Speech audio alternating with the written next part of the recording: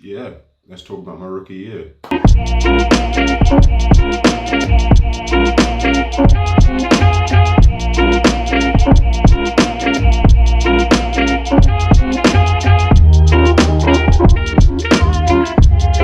guys, welcome back. Happy New Year and all of that. Apologies about the scruff, the lack of trim. We're in another lockdown, and we haven't played for the last 2 weeks because other teams having coronavirus positives. So I don't go outside. It's raining sideways. Unless we're playing, I don't really see the need to go get a haircut. Been letting it rock for the last 2 weeks.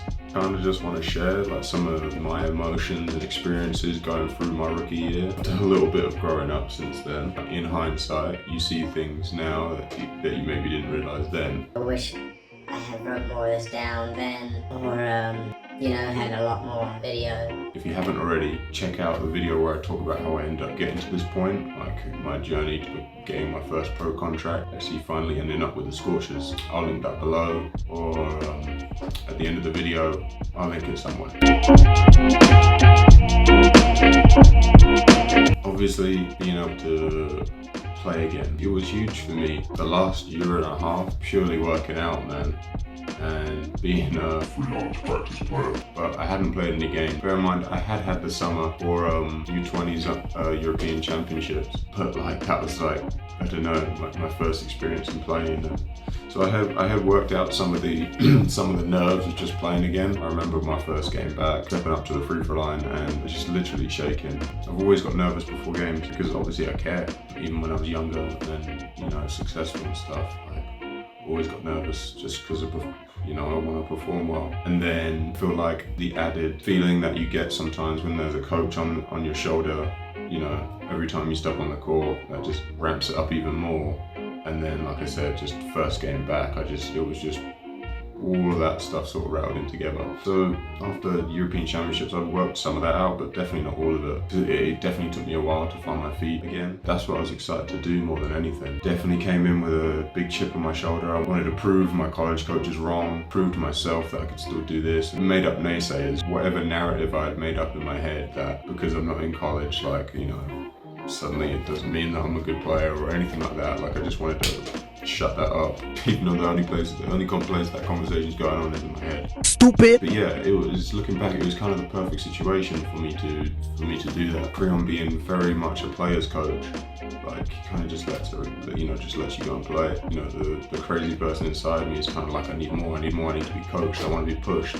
I don't think that's necessarily what I needed then. So I think it was just important for me to really just go out and play and not have any worries about making mistakes or anything like that. And that wasn't the case. Creon was perfect for that. And I was surrounded by talented players. Iron sharpens iron at the end of the day, so it wasn't. I'll be back.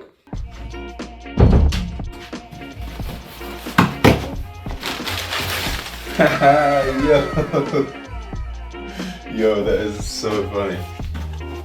I'm assuming this is from you, Ria. So, thank you. We got our lighting situation sorted out. Love. I think we'll stick with the trademark bad lighting for today. Oh, yeah. Thanks for that, Ria. I actually really, really needed this. The man's gonna have some half decent lighting.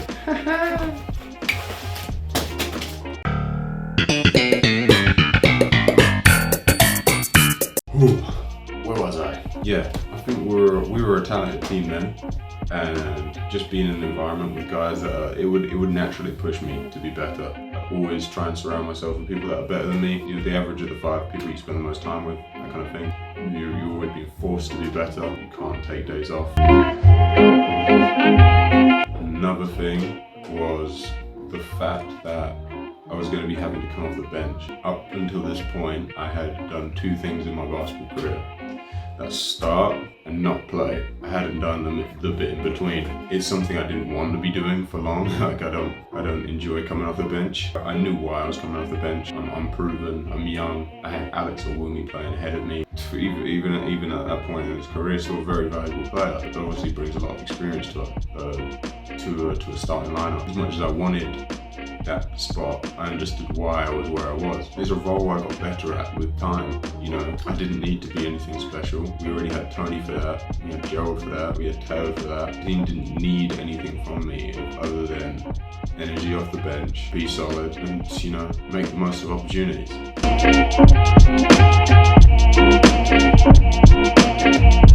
I'm still in contact with guys on that team. I've noticed more and more it doesn't always happen. I try my best to keep in contact with people. Obviously I make some sort of connection with friend over the 8-month period, but the reality is, you know, people go back to their lives. It's just life happens, man. Life happens. It's busy, and it's hard to stay in contact with absolutely everybody. You know, it's kind of awesome that I have these 4 guys that I came into my pro career with. You know, I was able to share that with them, and we're kind of like growing up together. It's just good to be able to have those group of guys that you can kind of talk to just about being a pro, just even bouncing off ideas and just getting other opinions that you can weigh out against your own.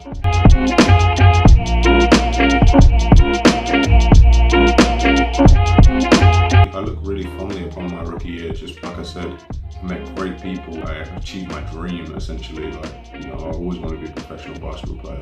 You know, to be able to play at home is something that's a little overlooked. Maybe the fact that the BBL isn't unfortunately held in such high regards by younger players because there's the NCAA that you're looking at. Playing at home is a huge blessing, man. Why wouldn't you want to pair the two things up?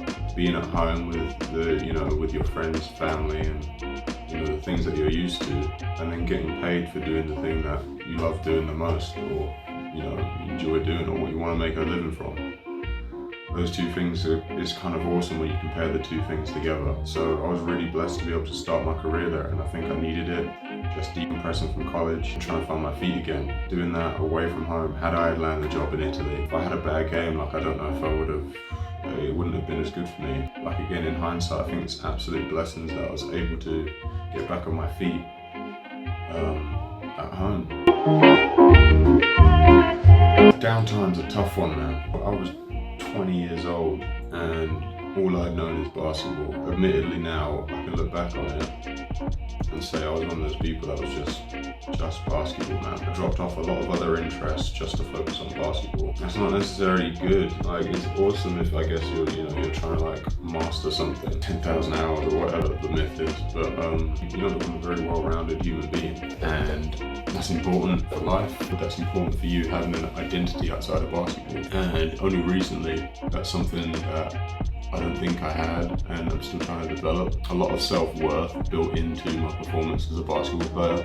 I think it's important to find yourself away from the court. But again, I was 20 years old, I'd just come out of college, and I had no idea what else I wanted to do in the world, and I was just happy to be playing basketball, so I don't fault myself for it. But maybe downtime could have been spent more on just exploring hobbies. Because, at the end of the day, they're not just going to hit you like that. You're not just going to sit there one day and just be like, I want to do this. I think you have to dedicate some time to think about maybe what you want to do. Try it. If it sticks, it does. If it doesn't, oh well, move on to the next thing. So it's not pressure to find something to do, or that you must be doing something every second of the day, otherwise you're not productive. I think I would tell my younger self, just maybe dedicate a little bit of time to exploring hobbies a bit more. Patience is this thing that a lot of us generally in our lives have. This thing we're constantly battling with. The idea that 1, we can't be happy until we get what we want or what we're aiming for, and 2, that we need to be there now. And that's something I'm working on and have worked on and made some strides in. But when I was younger, that definitely wasn't the case, man. I would definitely say to myself, just be a bit more patient and just understand wishing you are where you want to be in 5 years now, or just trying to accelerate the process. It doesn't necessarily help you in any sort of way. Often the harder we grip onto things, the less likely we are to get them or achieve them. We almost push them away in some sort of way. And you don't allow yourself to be happy and in the moment, man. You don't allow yourself to be present. I look back and I think, have I robbed myself of 3-4 years because I've been looking ahead so much, forgetting to appreciate the time I'm in currently. I think it could have been much worse. The perfect example is me being on the bench my first year. I remember it was just so often, like, no disrespect to Alex. Alex, I love you, man. But the entire season, I'm like, why aren't I starting? Why can't I start? Like, I'm just, that decides to be my headline for the season. Why aren't I starting yet? And although I was able to, you know, excel in that role and everything else, maybe I robbed myself of some enjoyment by constantly thinking that. Patience, I ended up signing with them again next year and got offered a starting role. Be patient, because if you keep working hard and doing the things you're supposed to do, they might work out. And if they don't, at least you don't rob yourself of the opportunity to enjoy the present. I think that's everything, man. I think that's kind of my rookie year as much as I can sum it up off the top of my head. I hope you got some value out of that, enjoyed the video. Please like, share and subscribe, guys. We're almost at 100. It would mean the world for me if we get to 100 after this video. All my guys in the rookie year, man, best of luck with the rest of the season. You know, keep working hard, swim your own race, stay in your own lane. Yeah, peace.